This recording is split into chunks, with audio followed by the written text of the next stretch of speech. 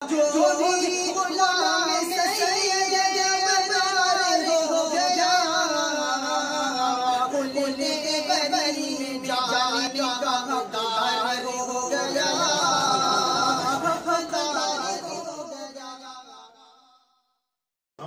کو اور اساتذہ کو بھی جن کی ذمہ داری طلبا کی ذمہ داری ہے پڑھنا اور اساتذہ کی ذمہ داری ہے ان کو پڑھانا، صحیح تربیت دینا.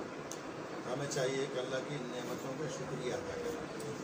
جس کام کے لیے یہاں آئے ہیں اس پہ پوری توجہ ہونی چاہیے، پڑھائی پوری توجہ اس پہ ہونی چاہیے. چھوٹی چھوٹی کتابوں میں بچپن میں پڑھا تھا. امام مالک رحمہ اللہ مدینے میں پڑھاتے تھے جہاں مسجد نبوی. امام مالک رحمہ اللہ کی شہرت دور دور تک پہنچی. سمندر کے اس پار اسپین ایک ملک ہے ابھی بھی، وہ مسلم ملک ہو گیا تھا. 800 سال حکومت رہی مسلمانوں کی وہاں، جیسے یہاں کی. بدقسمتی سے وہ حکومت ختم ہو گئی. اب مسلمان بہت کم ہیں وہاں. تو اس ملک میں مسلمان تھے.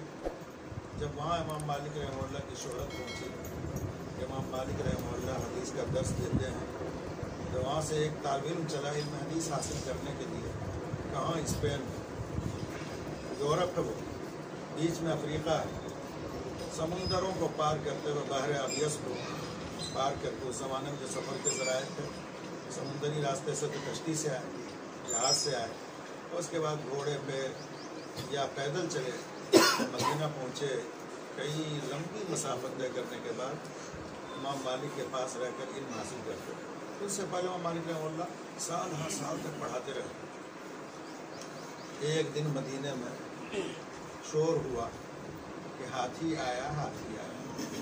عرب میں ہاتھی نہیں ہوتا، اونٹوں کا شہر ہے، اونٹوں کا ملک ہے.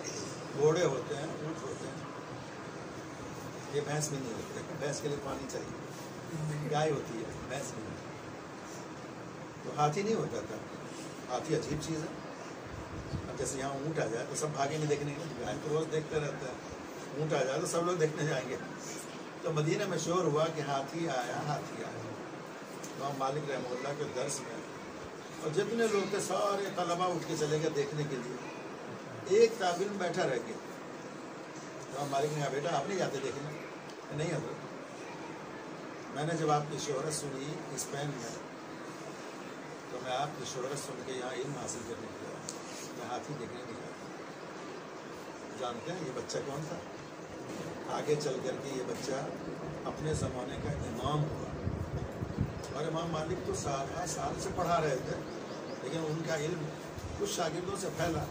لیکن اس ملک میں ان کا علم اسی بچے سے پھیلا جس کو بولتے ہیں یحییٰ ابن یحییٰ اندلسی. امام یحییٰ مالکی تھے، زبردست عالم تھے. اور اس بچے کی وجہ سے جو آگے چل کر کے امام یحییٰ ہوئے، ان کے ذریعے سے امام مالک رحمہ اللہ کا علم پھیلا پورے یورپ میں اور افریقیہ میں. آج بھی ہمارے ساتھی تھے وہاں کے، جو توگو ہے، جیسے نائجیریا ہے، نیجر ہے، چاڈ ہے. یہ سارے مغربی ملکوں میں، افریقی اور یورپ میں امام مالک رحمہ اللہ کا مسلک اس اخیر والے شاگرد سے پڑھا. امام مالک بہت کمزور ہو گئے، نہیں پڑھاتے تھے.